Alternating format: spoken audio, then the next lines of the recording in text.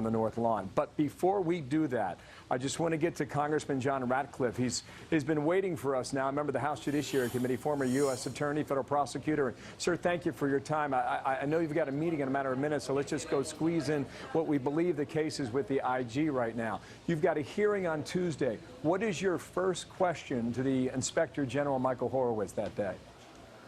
Well, I don't want to tip off the Inspector General to the questions that I am preparing right now, but as you just heard from the President, there's certainly a lot that the Inspector General report raises about not just the Hillary Clinton investigation, but the impact that some of the folks at the FBI and the Department of Justice moving from that case to the Trump-Russia investigation.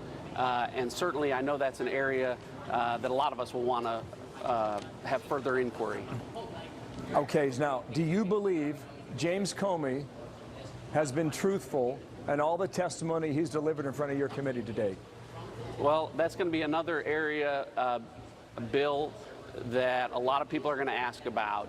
There's much in the Inspector General report. For instance, repeatedly the Inspector General says that the decision not to charge Hillary Clinton was made a long time before her interview. He's given sworn testimony before certainly the House of Representatives where he said the decision was made after. It's those types of statements that Jim Comey's going to be called later to clarify and address. And we would hope at the end of the day that he'd be treated just like anyone else, like Andrew McCabe or Michael Flynn or anyone else when it comes to sworn testimony. Okay, so two specific questions on all this. Why does the report say there was no political bias? Because clearly you believe there was. Why would the report conclude such an opposite decision? It actually doesn't say that, Bill. It says in 500 pages, on almost every single page, that there's extraordinary political bias, prejudice, even hatred towards Donald Trump.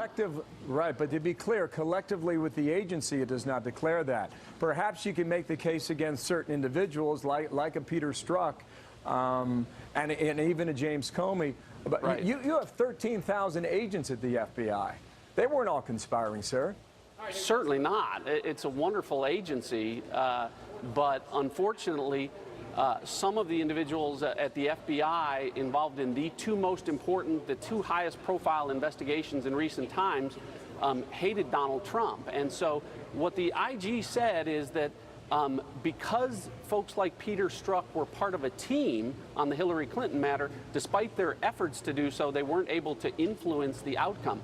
But remember, what it also tells us is that that person, Peter Strzok, and at least 3 others that hated Donald Trump were moved to the Donald Trump Russia investigation, and Peter Strzok was put in charge of it. So, Bill, what we know is that the person that hated Donald Trump more than anyone, that said he should lose the election 100 million to 0, that not a single American should vote for him, that said to his mistress, we won't let him become president, we will stop him, and who wanted to run the Trump-Russia investigation because he thought it would lead to impeachment. He was put in charge during the formative 9 months of that investigation. I want our viewers to really understand this. Peter Strzok took over the Russia investigation in July of 2016.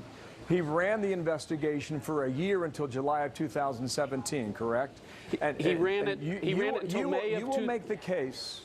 You will make the case that Peter Strzok is the poison pill in all of this going forward, whether it's the Russia matter or the forthcoming IG report that goes into the FBI and how the Russia matter was handled. I'll give you the last word on that. And just so we know, sir, based on the facts and the dates and the timeline here, is that where you go next on this?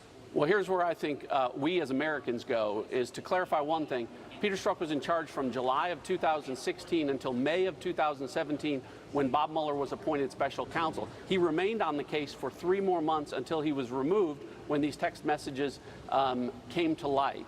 But during the formative 9 months of the Trump-Russia investigation, he and others who hated Donald Trump were in charge of making decisions, gathering evidence, and it's through that prism of that we have to look at whatever evidence that Bob Mueller would use from that part of the investigation. Okay. But here's to the president's point that's important, is that very same person who hated Donald Trump more than anyone in America the IG report tells us that he lost interest in the Trump-Russia investigation because, to quote him, there's no there there.